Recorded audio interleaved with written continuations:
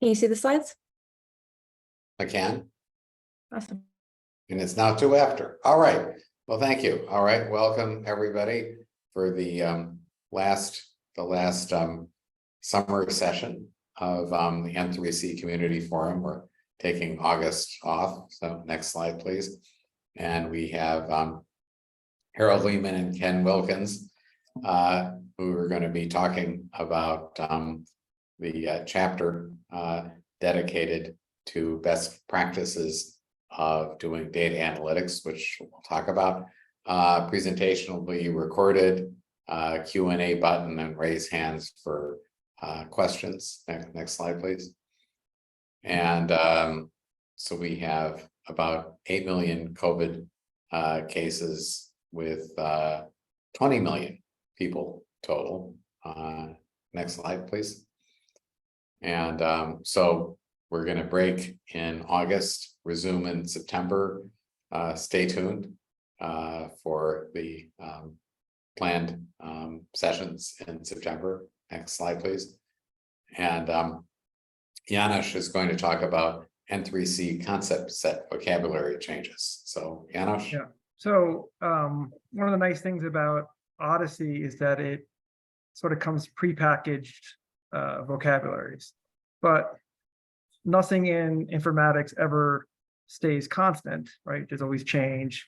So one of the things that we've, as we've done this project and we've, spent a lot of time thinking about how to make this a robust environment, a lot of work has been put into sort of tracking the effect of changes in the underlying vocabulary and how that affects the concept set changes. So there's some great work that's been done, and now it's live, which if you author a concept set and the vocabulary underlying it changes or new terms are added, you'll get a notification of that. And this is part of the vocabulary change management for concept set authors to see what changed and to address those changes. So the nice thing, you'll get an automated email when those changes occur if you're the concept author, but you can also go through the concept browser and the vocabulary change explorer to acknowledge those changes and say, okay, yes, I see those changes were made and I'm okay with those changes. So it's normally you would not see this, but all the work that's been done behind the scenes is making these changes available to you. Okay. Okay. Any questions on this? And there's been some communications out on this. Just more details. Okay, good. Thanks, Janusz. Next slide. So, okay, so now we have Harold and Ken are going to talk about their chapter, Assess Your Design Analysis in Light of Best Practices, Guide to N3C chapter. So this is how to do analyses using the N3C infrastructure. So who's starting? Is it Ken or Ken's starting? Yeah, okay. Thanks. So I guess with that, I'll go ahead and share my screen, which would be just over here. Start the slideshow.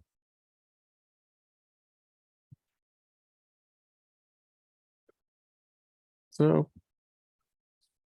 really, we're going to outline here that this is a starting framework for this chapter of, how to get a sense of, that it's really it's always timely to assess your design analysis in light of what best practices are. And really the chapter kind of gives more of a structure by which you can follow, a structure that's kind of induced by looking at how you would report to others, whether it's people within your own team or at the stage of dissemination, publication, and sharing out artifacts within the enclave itself, others who may come along after you to do this. So as it is always said in this great and growing community and the National COVID Cohort Collaborative, now N3C Clinical, when we look at use cases beyond just COVID, it takes a village to kind of work these out. So just got to put it up front that not only the co-authors in our own chapter within the Guide to N3C, but the editorial board the good algorithmic practice and good analytics practice team of teams that really has a core team that meets regularly, as well as our own APCL data methods and standards domain team that Harold and I are fortunate to co-lead, as well as other ones I've shot off from early domain teams like the pharmacoepidemiology domain team that has its own methods subgroup that's still meeting and working on second paper falls, the one that's listed in the lower right. It really takes a village, and all the collective minds from all the various disciplines, which is part of the structure we emphasize within our best practices chapter, all led to what's here in this chapter. So really, it kind of gets into a goals of just as it was distilled amongst the editorial board and defining what's going to go into this researcher's guide to N3C, as you can kind of see on this, virtual sticky note thing on the right-hand side. We wanted to make it easy to get started, make it easy to do the best analysis, and encourage and disseminate these best practices through the usual avenues like this community forum we're on right now, but also in Slack channels, in email, the Google Drive and suite of Google Drives that's across cross-cutting domain teams and clinically focused domain teams. But not only that, just all the things within the actual co-located data and compute N3C Enclave. So that's with community notes, with Logic Liaison templates, concept set browsers, vocabulary exchange places, just like were mentioned in the earlier opening part, but yet let this chapter be sort of self-guided and appeal to this broad range of background, all the members of the village, wherever their training and however whatever brought them through to N3C works, and then surface these different things in sort of a natural, organic way of, okay, this is what we want to do as a question. This is the data we have available. This is how we've iteratively looked through the data. How can we make the decisions that bring us closer to what we're actually trying to target as a question and the answers we can get, and just surface that naturally. That brings us to this chapter 9, but we didn't come here by accident in a way. We had a whole history of how research was going, and it was apparently not as best as it could be. That's where I'll turn to my colleague, Dr. Harold Lehmann from Wilkins, to talk about his work with his collaborators. Harold? If you could stop sharing, so I can. Oh, okay. Oh, okay. Actually, if you want to, all right, never mind. If you wanted to, sorry. Good point.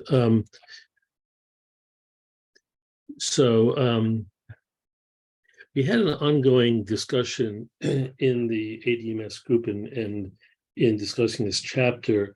Should this be just how to do research in the enclave, or should it be broader?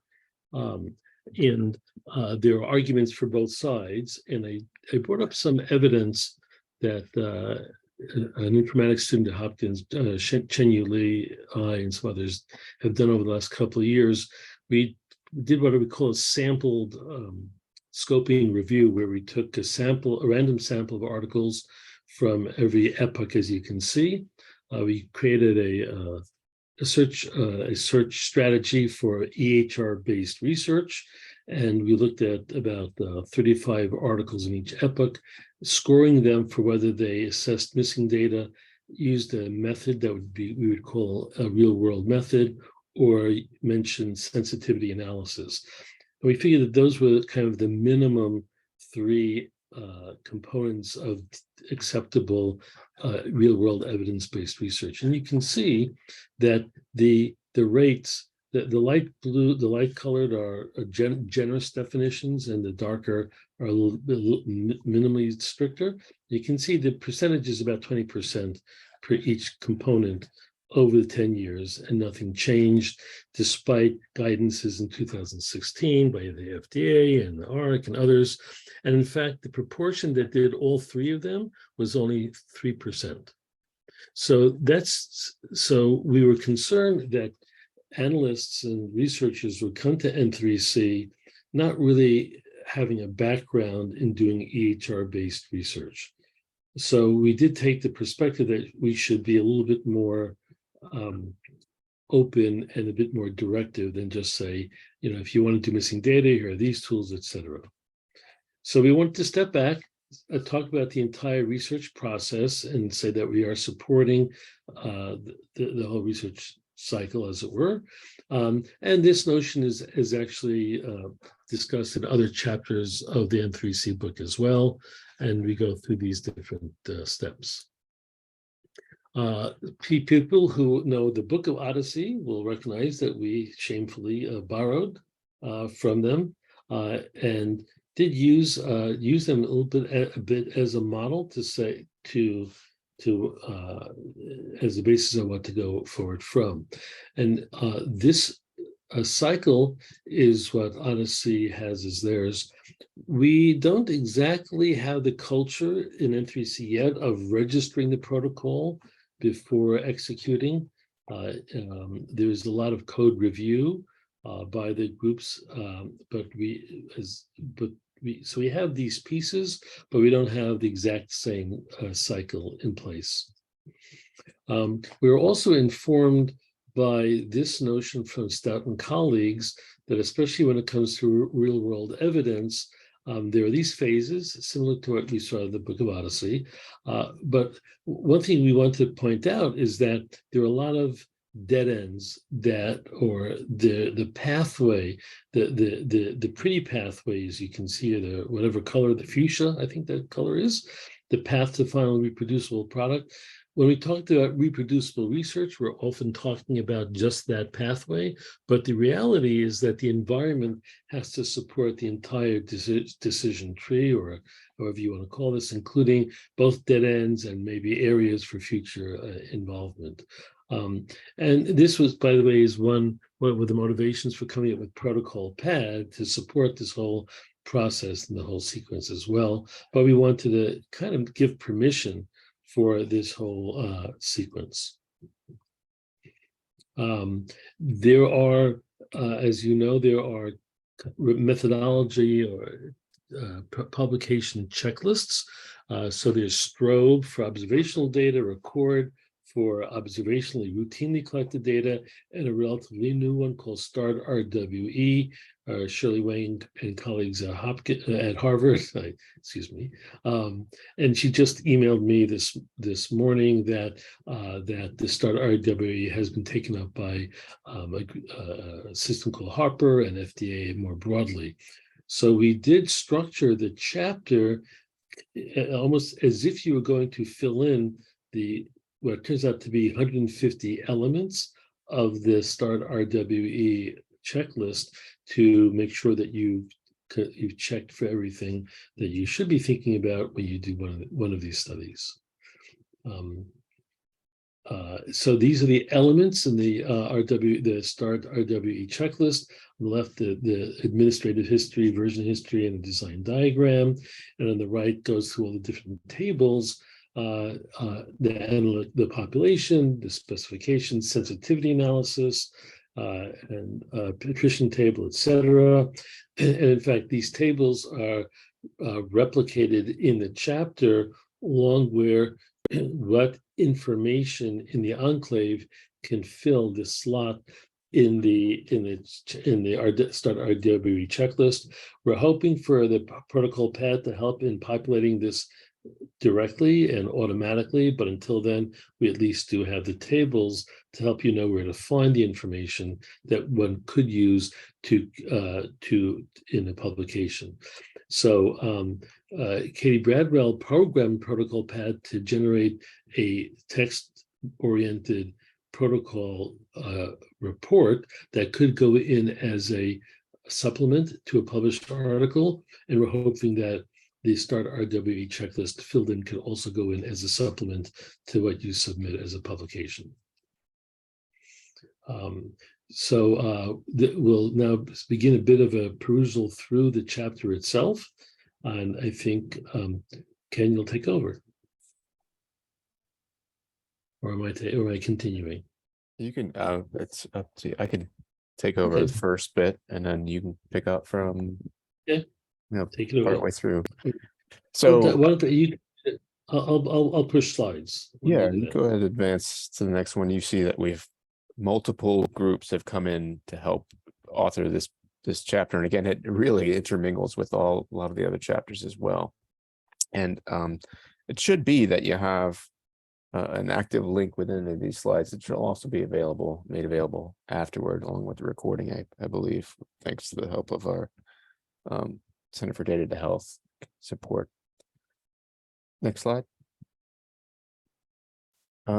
As you might see from one of our fellow panelists here, Andrew Williams, who's one of our most Odyssey engaged fellow practitioners, he had a nice view early on in our applicable data methods and standards domain team on how the research life cycle goes when you're dealing with real world data and thus working your way toward real world evidence. So wanted to kind of shout out to him there as we gave this start at the table of contents here, where you need a framework, and that framework is protocols. People tend to think of them as strictly applicable to prospective research, but here when you have this observational data and research perspective, you can actually publish your protocol in any one of a number of forums for peer-reviewed research, but a clear one would be observational studies. It's probably underutilized, I would say, but I'll add that verbal plug here. But it helps you really articulate a lot of the aspects of how you would carry out your study in observational research, making use of the real world data, whether it's going to be, some of these things that you'll iterate through and have to develop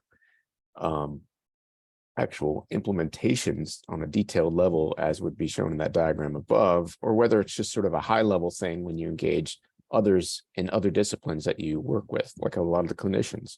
They'll want to know, what population are we trying to generalize to? What's the exposure and potential, interventions that are assigned in the clinical practice as it works through the EHR, the electronic health record flow, to your N3C data? And then what's the outcome of interest, and what's the sort of time horizons, or maybe the handling of timing, like perhaps time-dependent exposures through relative to some other comparator group of exposures, such as no intervention, maybe in a time to event analysis. And maybe there's things like competing risks you'll have to handle. But that's all things that you'll have to specify within your protocol and your protocol design, as it's done in section 9.3 of the chapter. Next slide. Going past that development process, you'll want to iteratively, probably by looking at the actual available data, think about the variables at hand, how you'll operationalize those variables as you want to capture them in terms of what it means in the clinical process and the underlying data within N3C. That usually means working with concept sets. And again, you'll see how concept sets relate to different aspects of the variables you have, how that feeds into your protocol and your analytic decision from this little diagram from early days that Harold and Katie Bradwell had in planning out the Enclave tool of Protocol Pad. There's a lot of other more subtle things you'll want to see, and that kind of gets in these lower level things, like not only getting into the data quality and missing data, but incorporating fairness and deep biasing could definitely be part of it, leading us up to sensitive analysis, as you'll hear from Harold a little bit later. Those could all have their own topics within N3C Community Forum presentation, but we'll just kind of touch on them in a high level sense as we kind of walk you through this sort of outline or table of contents effectively as your step 2 of protocol development. And then as you get into carrying out a protocol completion, you'll have that to follow as well, and gathering the results and publishing. And this is where I'll hand it back to Harold for the next slide. As I mentioned, the different tables that we have in the chapter. So this gives an example for each table that's in the STaRT-RWE checklist. Here's the element of the element. This is from that checklist, and then this is where we might have it. And we're hoping that you just places that have to be manually entered, you enter it once, but then it's available, as a computational field. If you're using Protocol Pad, then the machine knows what DU you are and what project you're in, and so you don't have to go fishing around for that. That's an example. So we mentioned protocol pad already several times. The little the diagram we saw a couple of minutes ago. This is actually the information model that underlies the structure of this. And I think Katie presented a few weeks ago. So here's the administrative information as it's laid out. We try to have decision support. So for instance, if you're adding a variable, the machine says, oh, I know about different types of variables. Which one do you mean? And so there's an attempt, a beginning rather, at giving decision support. We want to use the structure to give even more, but I'm not going to go on to that right now. High-level issues that come up in designing doing a design.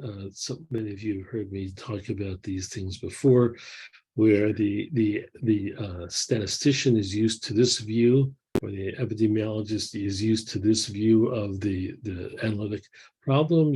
What's a cohort, the cause. I like the multiple C's, but most people call these exposure and outcome.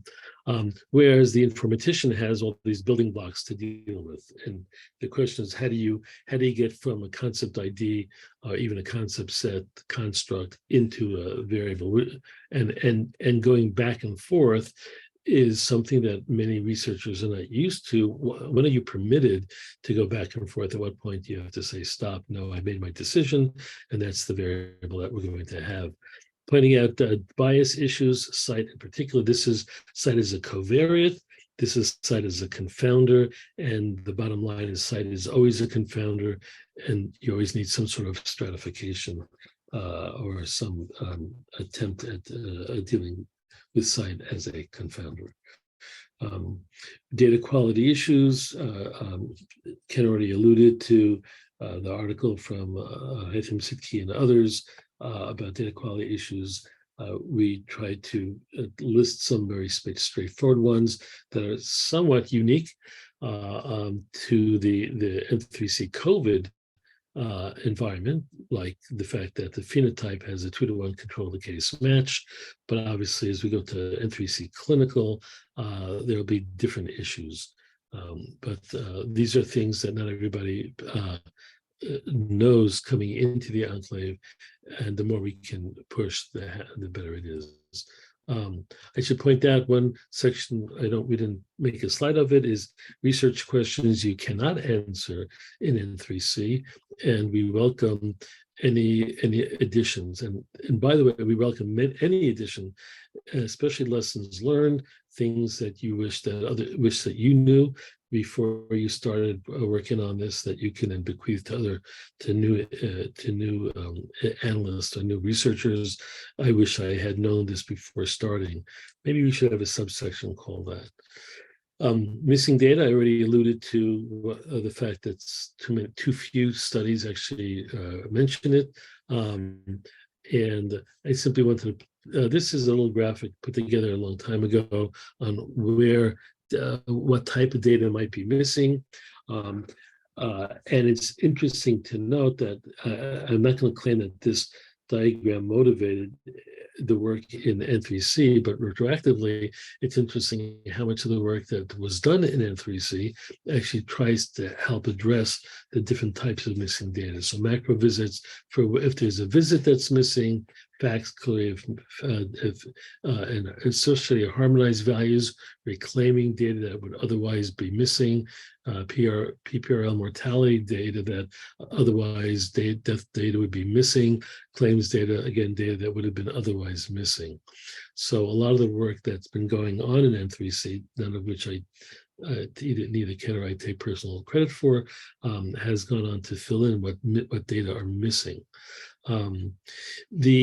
I mentioned before methods that are real world methods. I think most of us are familiar with propensity score matching, with confounding, and with appeals to bias.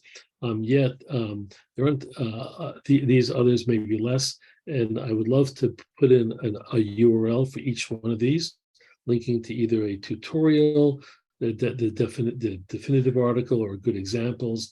And I think that would be very helpful, and to have this list grow.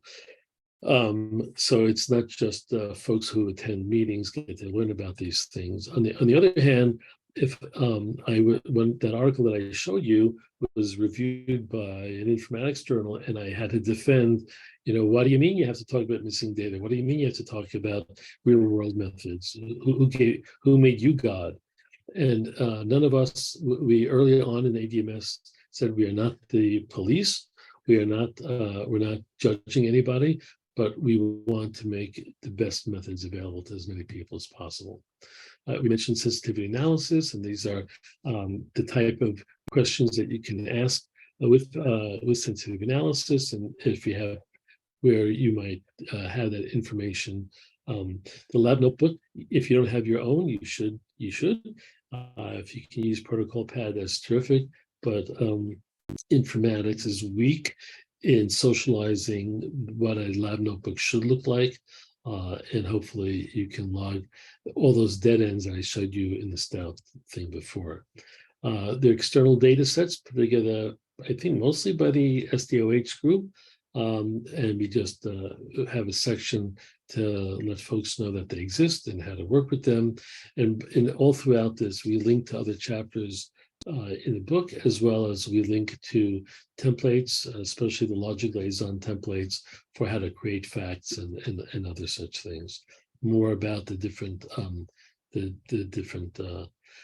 looks to be a bit of a United States kind of focus here, but maybe one of these days we'll go a little bit broader than just in the United States.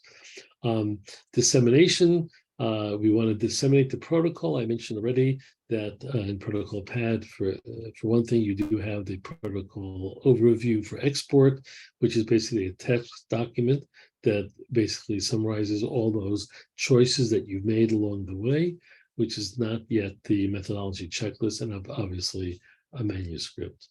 The last part of our chapter is that there is chapter 14 is references for the entire book of N3C, but a good chunk of those references are from ours to link what we're trying to get across to the larger literature on real world evidence, so that folks can learn something, and at the same time that they get directed to the tools that they need to get their work done in the enclave. Ken, you want to maybe close up?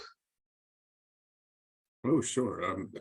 Well, as with any parts of the guide to N3C, researcher's guide to N3C, you are always very much welcome to come in and give some feedback on what our current thoughts are. If you can't come in and join, as we had in that thank you slide, any one of those other calls that are most close to your own workflow as far as doing any sorts of research on real world data, any one of the pages, whether it's our chapter here or chapter 9 within the guide, research guide N3C, you could have a some way to just grab it on the GitHub, the slide, the actual link that was in the beginning of the slide set, and probably will be posted along with the recording here. You can do edit a page, report an issue, something you maybe take issue of with what we've outlined there. There could be new, more recent references we could bring in for others to benefit from. And you might, in your own work, have encountered something within N3C, or whether it's the COVID part or the clinical model within one of our new pilot program test cases there, that you could bring and want others to appreciate. So please do that, and please help it be known. We'll try and whether it's a open question, an error that needs fixing, some sort of addition, some other resource, any one of your own contributions, we'll try and link it in and have it be part of this living sort of resource, living textbook in a way. So please do that, and feel free to do so. And with that, I guess we can bring it back, as you were saying at one point, Harold, on the next slide. We sort of look at other ways it can impact not just what's within N3C, but other sorts of co-located compute and data enclaves like this. So feel free to make use of this this chapter itself in concert with information from other chapters within the guide to N3C. And then, hopefully, if any of you are sort of meta researchers, we can test the simplistic hypothesis of following directives like this. Will it really lead to faster, better research? We can study that. Feel free to reach out on that idea. And then feel free to sort of give feedback on when there's specific methods-based pipelines that could be incorporated and explicitly referenced here, or within tools like Protocol Pad or other templates like the Logic Liaisons and the Data Liaisons resources have been built up. We can do that. In this era of large language models like ChatGPT from OpenAI, can we turn any of these text-based suggestions into more active decision support? That's an open question that, a unique community like N3Cs can help address, and how that propagate to other research efforts out there working with real world data. And with that, I guess we'll take it to questions and answers. Good, fantastic. That was very, very useful, very interesting. And any questions?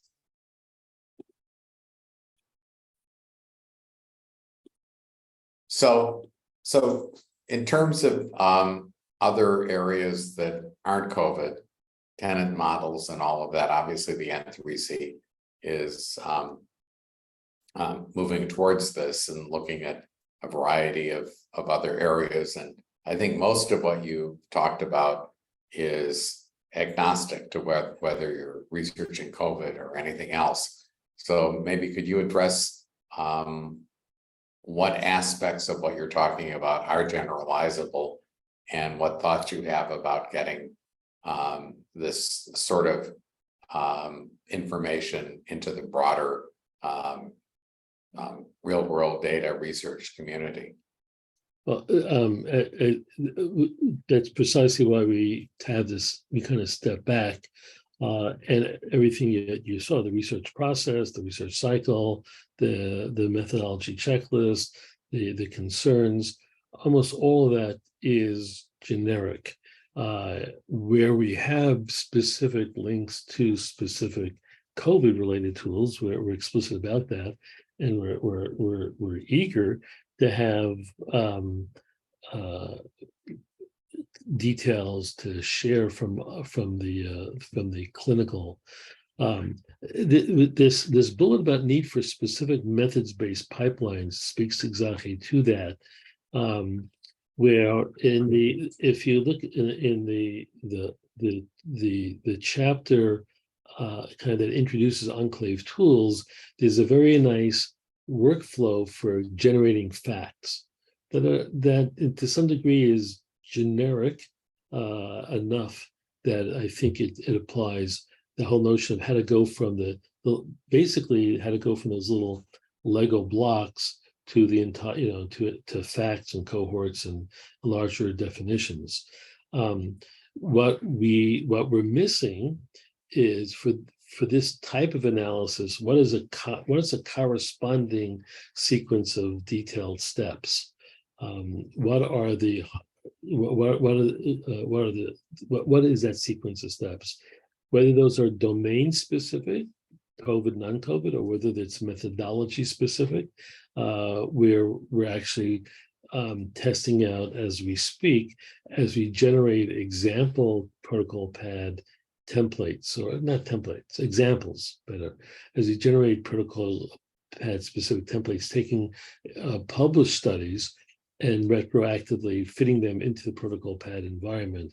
Can we figure out what the pipelines are, and then we can make the pipeline text-wise available in the chapter, and then within the Enclave, we can have templated code to help people instantiate the pipelines for their research.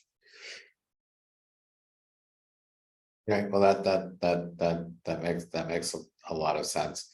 Certainly, one of the areas that the N3C, I'm sure there's overlap with other areas, but the temporal variation in both virus strain as well as type of exposure. So presumably if you're looking at June 2020, probably most people who are controls are really controls. If you look at June 2023, most people who don't have documented COVID exposure probably have actually been exposed. So the sort of temporal variation in what is going on in your population, obviously COVID is very dramatic and I don't know, it's well understood, but it's certainly well recognized.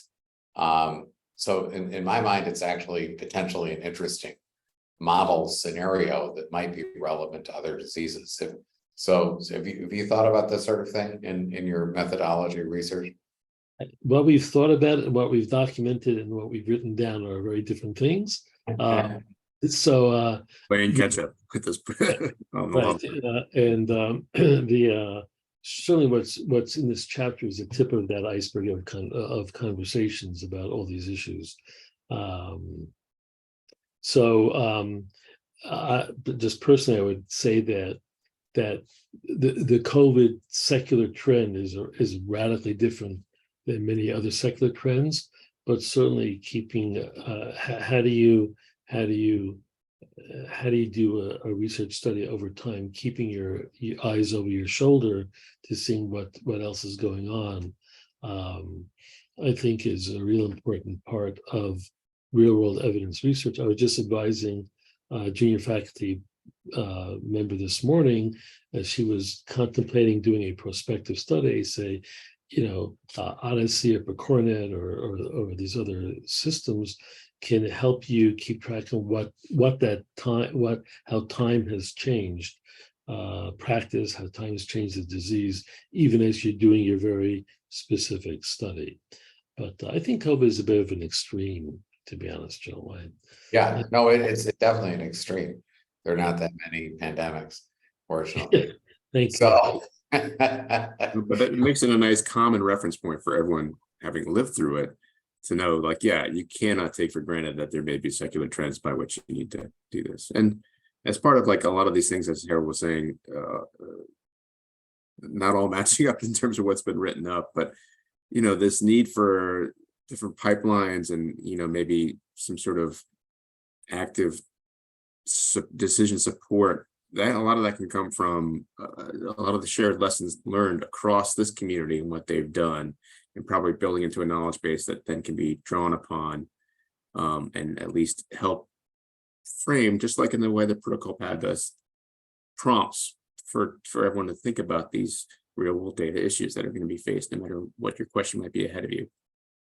Absolutely. Yeah. I mean, I think one of the sort of methodological strengths and advantages in some sense, if you think of it this way, that the dealing with COVID has had is by focusing on one particular pandemic, it has managed to concentrate a tremendous amount of effort into very specific methodological questions, which are then generalizable. Right, and it would be great to surface some of those. In ADMS, we spent a fair amount of time trying to figure out which DAGs are canonical for our type of research, and I realized we forgot to put them into the chapter, and I think that's the next thing I would do. But I would love if people come up with COVID specific methods that they want publicized. It would be great to have that.